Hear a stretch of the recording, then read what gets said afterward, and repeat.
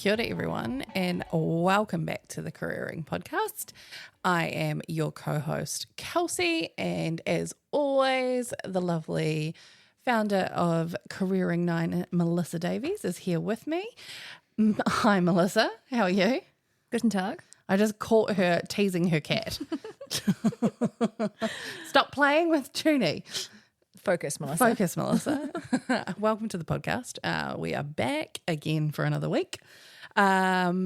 This week, we thought we'd do a quick little intervening podcast about our favourite books or books that have been really important, that were really important to us in 2023. What was your favourite book or one of the most helpful books for you in 2023, Melissa? So the tongue-in-cheek response to that is the one on entrepreneurship that I had to read for lecturing, because pretty much for 7 months of the year, I wasn't able to read anything for enjoyment because I was reading papers and textbooks and readings. God, that sounds like hell. Yeah, so my number of books crossed off in 2023 is a lot less than it usually is. Buddy. I know. So I did defer for a chapter there. Oh, good little book wording. Whoopch. Anyway. I should use one of the sound effects. Yeah, look, I can't reach. Anyway. Was, switching back to audiobooks. And so on Audible, I started listening to Mark Cuban's book, which is How to Win at the Sport of Business. Nice. And it's not a book as such, it's more of like a collection of his blogs and stuff like that.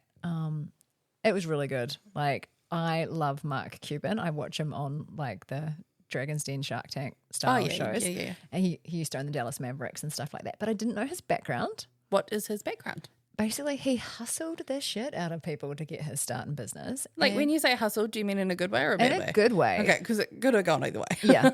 And to be fair, it depends on your definitions, because like one of his key takeouts is that, to be really well read. So reading is actually one of his big things. And he literally starts his career selling PCs at the time where sort of computing technology was just becoming mainstream and available to people. So he worked in a computer store and did not, like in retail, and didn't own a computer himself, had never actually used one, but for the job interview had read all of the instruction manuals. And so what it meant though is he got the job, and while he worked there, he read all of these instruction manuals and consumed as much information as he could about how to do computing. And so very quickly became the most successful salesperson there because he knew the most about computers. Amazing. Even though he never owned one. Or had used one. Oh, yeah, hadn't even used one. Like, pretty awesome, right? So I did not realize that was his, and it kind of carries on that theme, but his principles of always just really gain as much knowledge as you can, know the environment you're working within. He has a whole lot of really cool kind of key takeouts and an ethos to the book. But I just thought it was really interesting to look at someone who has really diverse commercial interests and has been very successful from an external view. Yeah, I suppose what I forgot to ask in the setup of this is, for those that don't know, who is Mark Cuban? Yeah, so very, very successful American businessman, very wealthy, but he does a lot of philanthropy as well. So right. I kind of knew him through investing in small ventures on TV, but he does a lot of philanthropy and he's very generous. And what's really interesting is he talks about how he owns the Dallas Mavericks. And one of the things he does is he doesn't sit in the big corporate box and have a VIP experience when he goes to games. He's sold it now, I think. But he goes and has a full fan experience. So he understands what the pain points are. And he really, one of the key themes in the book was he really encouraged people to whine. He said we should be whiners. And not like drinking. I mean, you can. Like whinge. Whinge, yeah. Yeah, okay. Yeah, sorry. He said people who don't whine are punching bags. They just go about their days because they believe that they're incapable of affecting change. And criticism usually follows whiners. But again, who cares? Oh, look, there are some people in this world that do not need that advice though. Yeah, I know, and I thought it was an interesting take on the word whine. We have quite a negative connotation around it, like because whining equals complaining. But then I get his point. What he's trying to say is things don't change if you don't speak up. Yeah, I understand the point. I take away the point. But when you use the word whine, I just hear like a child just going, "But why? I don't wanna," rather than like actually affecting change. So I need to change my definition of whining. No, I think your definition is the right definition, and that's what he's meaning too. Yeah. But I think he's encouraging people to speak up more, whereas I'm thinking, Just not with that tone of voice, though, eh? Because that would be fucking awful to listen to grown-ass adults speak like that all the time. yeah, it'd be really hard. And I struggle with people that play the victim at the best of times. So if they did it with that voice, I think my tolerance would rapidly reduce. Active change-making whining is Yeah. what we're after. Yeah, and I think he's used the wrong word though. Like I don't think he means whine. I think he means speak up and advocate for change. Yeah, advocate for yourself. Yeah, and yeah, because he says quite a few things that I really like. So he says everyone has the will to win. It's those who have the will to prepare actually do win. Oh, I like that. Yeah.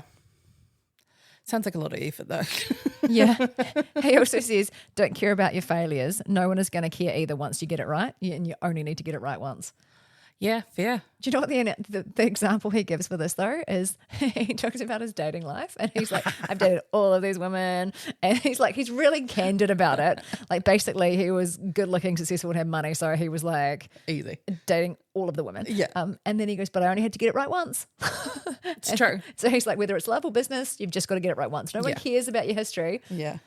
And I'm like, your grandmother might. But We're also speaking specifically about corporate business, right? Like, we're not talking to our friends in medical careers here. yeah, you guys need to get it right all the time. Yeah. Yeah, as much as possible, please. Yeah. Yeah. But I also think that was quite a good, like his whole ethos is you just got to keep trying things and keep trying till you succeed, but also that preparation is key. So, nothing revolutionary, but the way he tells the story and kind of tells these lessons through his experiences is really, it's an easy listen. It's quite inspiring. Yeah. Yeah. So that was mine. Yeah. Nice. And so what was it called? How to Win at the Sport of Business. Ooh. So if you like sport and business, it's a good combo. So for me, loved it. Great. Yeah. He also, there was one last thing that he said that I really liked, which is really aligned with what we've talked about in several episodes so far, which is know yourself well, own your areas of strength and the parts that hold you back. So, go and get that feedback from others, develop yourself, but then outsource the stuff you're really shit at. And he's Hells yes. Yeah. Yeah. So it was good. So that's mine. Jump on Audible, listen to audiobooks if you're pressed for time. Can be a good way of getting insight and information that's not too taxing. Like literally when I'm stuck in the car in traffic, I'm like, oh, Mark, what do you say today? Yeah. Awesome. I mean, I like to listen to my nonfiction rather than read it. Yeah. I do both, but I enjoy listening to an audiobook while I'm driving. Yeah, I do too. Yeah. Yeah. Yeah. So what about you? What's kind of So literary mine- masterpiece has influenced you? Look, I've read a lot this year. Some of them nonfiction, some of them fiction, some of them smutty, some of them not. I mean, feel free to talk about whichever one has influenced you the most. Look, I read a lot of things. I read lots of different things, and I did turn up at my desk at work the other day to a sticker on my computer that said, "I don't watch porn. I read it like a lady." So it's just some fairy smut. I'm partaking some of that nonsense, but I also read lots of other things, including my favourite book of 2023, which was 4,000 Weeks by Oliver Bergman. And what did Oliver have to say? Talk us through the book. Basically, on average, we are only alive for 4,000 weeks. And it wasn't depressing, I promise. But he was basically saying our concept of time is just a construct. It is just this thing that we've made up to constantly keep us moving, constantly making us change to feed the wheel of capitalism, to feed this entire construct of civilization that we've created. Time is literally made up. And if we don't understand our own value of time and our own value of or concept of time, it becomes something that takes over our life and controls us rather than it being something that we work with and towards. And when it controls us, we waste it. And the 4,000 weeks go very quickly. And I really liked the whole story around understanding how you see time, because we do all have a different version of it. You know, they talk, if you're going away on holiday to the islands, they talk about island time. Mm-hmm. Every culture, every person has a slightly different perception of what time is. And all of them are correct, because there is no such thing as time. I'm getting really I love it when you wave your weirdo flag, house. So good. Real weirdo. Real strange. Sidebar. Melissa made me go and see a psychic in Australia. Yeah, speaking of weird things. And she told me that I had to be very careful to not be too weird in this world, because I'll end up like Julian Assange. So I'm going to be very careful on how weird I go. And also, to just be clear, that was the psychic that said that, not me. Yeah, not Melissa. I'm like, be as weird as you want. Yeah. But yeah, this book was just a really good reminder of where to place importance and priority in my life. Yeah, it's interesting, because how does that, if you take that concept and you think about it, I am such a conscientious objector of the 9-to-5 workday. Yeah. And our default setting, thanks to Microsoft Outlook calendar, where we think of things in 1 hour blocks. Yeah. And so does it address any of that kind of stuff? Yeah, so it talks about workplace culture and how all of that's been made up and how that has been created to create capitalism, to keep the wheels moving, baby, on industrialism and more, better, more, faster, more money, more power, more blah, blah, blah, blah, blah. And time is one of the key fucking drivers with that. Time and power are the two core drivers. And how, if you don't stop, take stock of how you view time, you will waste it and it will be gone, and it is one thing you will never get back. Oh, I love that. Yeah. It was so, because you could read it and you could go, oh my Jesus Christ, oh no. And you could get real down in the dumps, but I found it really life affirming. I found it really motivational. Like, it was very... just like, it put work into perspective. It put how I spend my time outside of work, because, you know, there's this joke where it's like, I don't go out on school nights, like in terms of not going out after work. It's like, because I have to be ready for work the next day. And it's just this cycle of doing everything based on 24 hours and just doing the same thing over and over again. I go to sleep, I get up, I have breakfast, I go to work, I do my work day, I go home, I have dinner, I sit on the couch, I go to bed, and I just repeat it over and over again. Can you imagine 4,000 weeks of that same bullshit? No, that's my worst nightmare. Exactly. And so this book talks around just different types of perceptions across it all. I really liked it. I like that, because I always think about one of the things I really love about going camping is that you naturally wake with the sun, and you naturally tend to sort of wind down your activities at nighttime and head off to bed when it gets dark, unless you've got good mates with a good gazebo and there's different types of camping trips. But for the most part, your circadian rhythm syncs with the natural cycle of the sun and moon, right? So you're much more in tune with your body, and if you're awake at 5:30 when the sun starts to come up, you will eat breakfast when you're hungry, which could be at 6 or it could be at 10. But there's not this looking at the clock to say it's 8 a.m. I have breakfast to inform now. our entire lives. Yeah. And there's, you know, it's not in this book. I was reading something else where they were talking about how there's actually evidence to show that in some of the earlier 12th, 13th centuries in England, that in sort of European countries, they would have 2 cycles of sleep.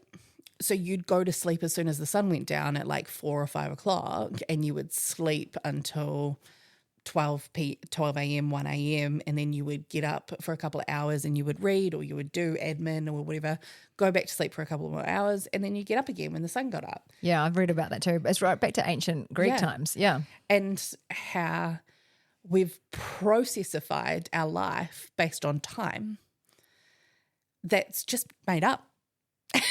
And we all subscribe to it. But we do it in 3 8-hour blocks. Yeah. We go 8 hours of work, 8 hours of sleep, and 8 hours of leisure before and after work. We're done. Which is not really leisure. It's usually driving home, commuting, cooking, and unwinding from a day at work. It's not typically a lot of leisure involved in that. It's usually admin. I think when I started working for myself, that was because I realized I value my time more than I value money. And that's what that book was about. Oh, stop. Bitch stole my look. Like, But it was great. Like, I love that. Yeah. It was really, really good. Did he have, did he lean into other cultures as well? Like, was there any insights from Eastern cultures or philosophies, or is it quite Western? It's quite Western, but he talks about how each of these cultures have a different perception on it. Yeah. And that the idea is that we inspect our biases and inspect our own perceptions. Just because it's always been that way for us doesn't mean that it is true. And yeah, time is a construct. It's not just a weird saying. But I also had another one that I really liked. Go on. I also read Cues by Vanessa Van Edwards. So it was all about body language and how to better understand people in the workplace and how to get what you are wanting out of a team by observing body language. And it has been so practically helpful. It's interesting because I remember going to some kind of conference. I remember going to some kind of conference where they had a body language expert talking about some of this kind of stuff. Like, they were one of the speakers at this conference. And I remember like what they described as really aggressive behavior. I was like, I do all of those things.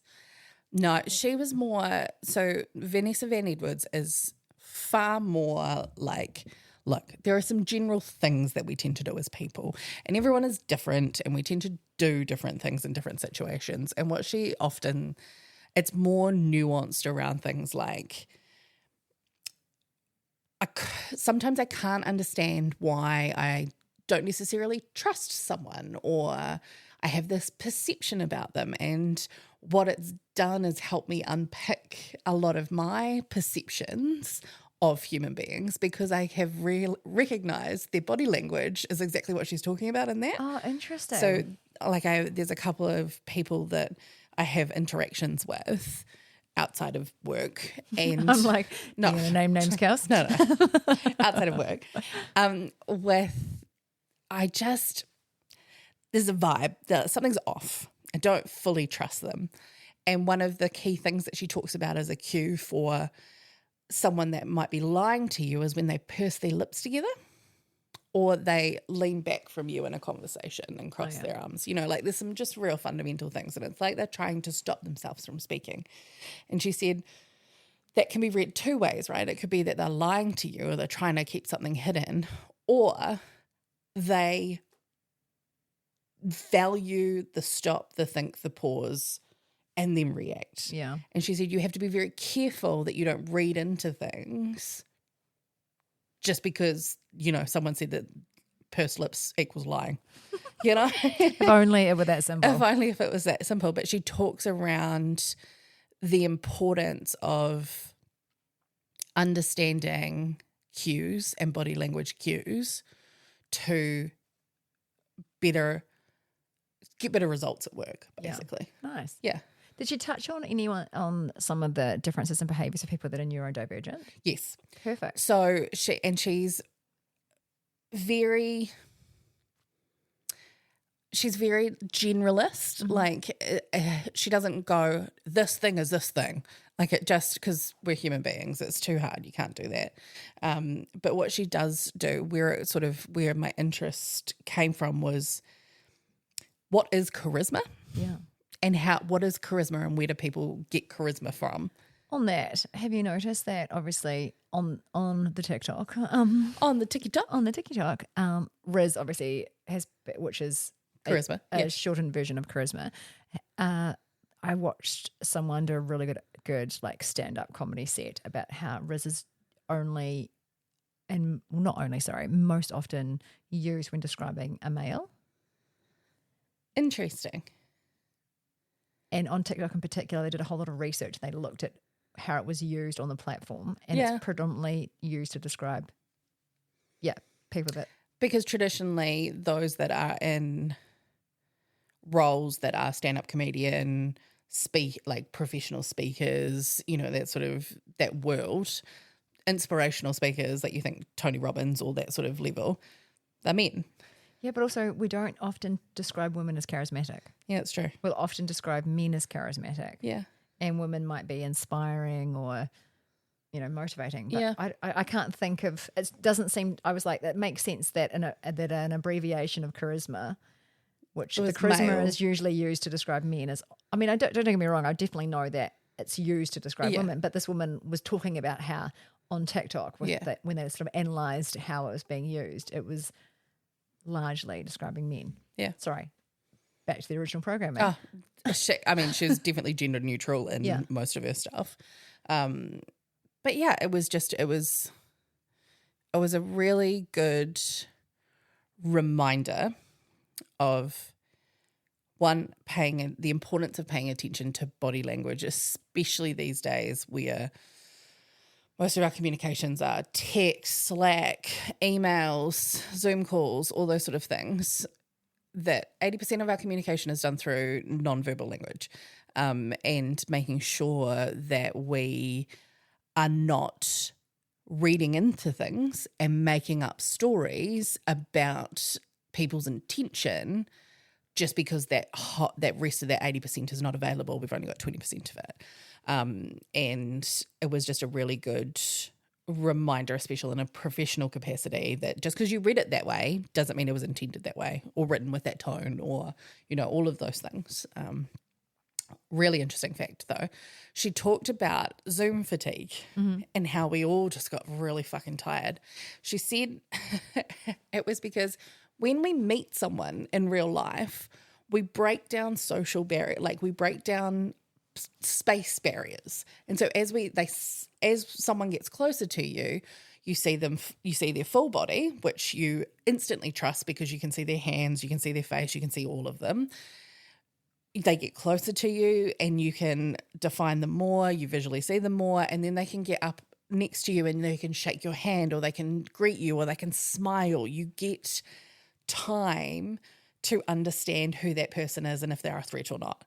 On Zoom, you're basically straight in their face and you're right there immediately. And she said our brains can't catch up because there's no time, and suddenly there's just this magic genie in front of us.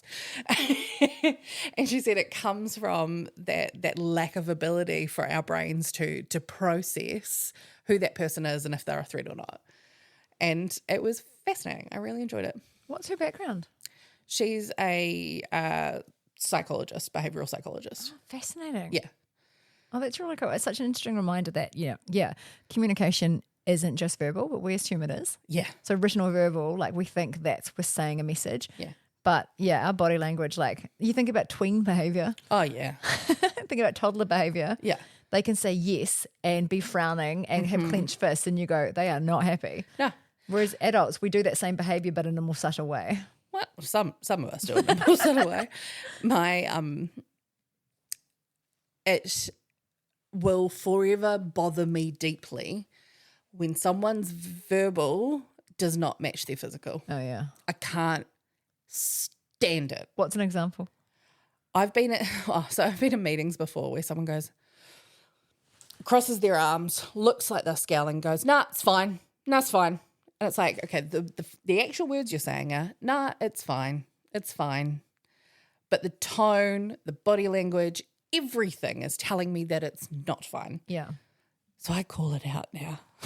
And I just go, okay, I hear what you're saying, but everything else is telling me a different story. So now is your opportunity to tell me what you're actually thinking, because it isn't matching. And most of the time people just want permission to be called out in that space and actually have the opportunity to say those things. And they usually go, no, I don't like it. I don't want to do it. I'm like, cool, okay. But just say that first off. Yeah, that's when I kind of go, and there's some secondary feedback, isn't there, which is it's really important that you say what you think, because A, it breaks trust with that person, because you look at them and you go, I don't trust what they're telling me. Yeah. And also that's not the way to influence an outcome, No. the arm crossed and it's fine. Have a tantrum like a fucking teenager. Yeah. I'm like, absolutely not. So like we literally, as teenagers, that's how we spoke to our parents. It's fine. Let me alone. God, can you imagine teenage Kelsey? She was a bitch. She had a big fringe. She did have a very big fringe. Look, I went through an emo phase. It's fine. So yeah, no, that's a book that I really enjoyed. 2 books I really enjoyed. Nice. Yeah. You didn't quite veer into Julian Assange territory, but I feel like if you try harder, you could. Time is a concept. Everything is made up. Don't get me started. So we're definitely going to chat more about some books that have been impactful and useful and give insight like this throughout the series. We're also going to have some guest speakers on people who have had interesting career transitions and changing into different industries, sharing how they went about that. So if there's people that you think that would love to talk about amazing, impactful books or cool career changes that they've had, tell them to get in touch, please. Yes, and they can always get in touch by the standard channels, so Instagram, Facebook, TikTok, and then have a check out of the Careering 9 website. Of course, you can find us on Google, Spotify, and Apple Podcasts. And, you know, it never hurts to rate us 5 stars so other people can find us. Thank you, as always, for listening, and we will be back next week with more opinions. Okay, bye.